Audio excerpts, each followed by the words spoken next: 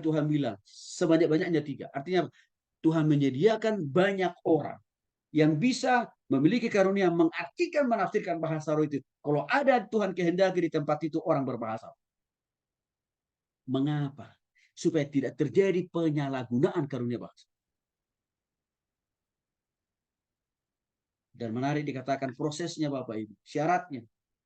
Waktu ada seseorang berbahasa roh, dia diam dulu. Tunggu 2 penafsir bahasa roh atau 3 mengartikannya dulu. Setelah orang yang pertama mengartikan arti bahasa roh yang dipakai, maka orang ini diam. Orang yang kedua akan mengartikannya. Setelah orang yang kedua selesai mengartikan bahasa roh itu, orang yang ketiga akan mengartikannya. Jadi nggak boleh apa? Bersamaan serempak. Yang terjadi apa sekarang di gereja-gereja Tuhan? Ributlah ibadah gereja itu. Karena nggak jelas. Orang ini ngomong apa? Dan apa artinya? Nggak terpenuhi Bapak Ibu. Ayat 28. Jika tidak ada orang yang dapat menafsirkannya, hendaklah mereka diam. Berdiam diri dalam pertemuan jemaat. Artinya apa? Jangan dipakai. Waktu ibadah atau persekutuan. Jangan. Lebih baik berdiam diri di hadapan Tuhan. Lebih baik di dalam hati dia berbicara kepada Tuhan. Bukan menyiarkan. Memperkatakan kepada orang lain. Bukan. Hati dan pikirannya berdoa saja kepada Tuhan. Di dalam hati aja. Itu kata Paulus. Maka Bapak Ibu perlu kita paham. Sudah sementara Bapak ya. Ya. Ada larangan memang. Terhadap penyalahgunaan bahasa. 1. Tidak boleh dilatih. Tidak boleh dieja. Tidak boleh digunakan untuk kesombongan rohani. Apalagi menghakimi orang. Paulus menegur jemaat di Korintus karena terjebak menyalahgunakan bahasa roh untuk menghakimi kesombongan rohani, mendiskreditkan orang lain, gereja lain, denominasi lain. Maka untuk itu Rasul Paulus katakan dalam 1 Korintus 14 ayat 8, aku mengucap syukur kepada Allah bahwa aku berkata-kata dengan bahasa roh lebih daripada kamu. Lihat Bapak. Rasul Paulus tidak anti bahasa. Dia punya karunia bahasa roh.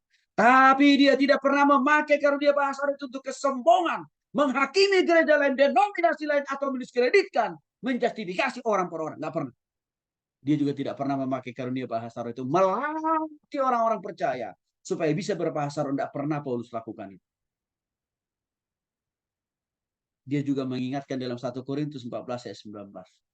Tetapi dalam pertemuan jemaat, aku lebih suka mengucapkan 5 kata. Artinya apa? Paulus lebih suka memakai bahasa manusia, bukan bahasa roh. Waktu di jemaat, waktu ibadah, waktu persekutuan, waktu penyembah. Artinya, peringatan kan ini buat kita. Peringatan kan ini bagi orang percaya, khususnya hamba Tuhan. Supaya apa? Hati-hati mempergunakan bahasa roh, karena bahasa roh itu. Jangan gampangan, jangan seenaknya. Hati-hati. Lebih baik kita pakai bahasa Indonesia. Atau pakai bahasa daerah kita masing-masing. Karena itu lebih mudah dipahami oleh jemaat-jemaat kita yang notabene-nya mungkin satu suku dengan kita. Kalau satu bangsa ini kita saja. Nggak usah pakai bahasa roh. Karena itu Paulus mengingatkan dalam 1 Korintus 14 ayat 28. Jika tidak ada orang dapat menafsirkannya, hendaklah mereka berdiam diri dalam pertemuan jemaat. Dan hanya boleh bicara, berdoa secara pribadi dalam hati kepada Tuhan. Bukan memproklamirkan bahasa rohnya secara gampang di hadapan jemaat atau di depan saat ibadah. Bukan. Pribadi. Maka artinya apa? Larangan Rasul Paulus apa? Tidak boleh digunakan di sembarangan tempat.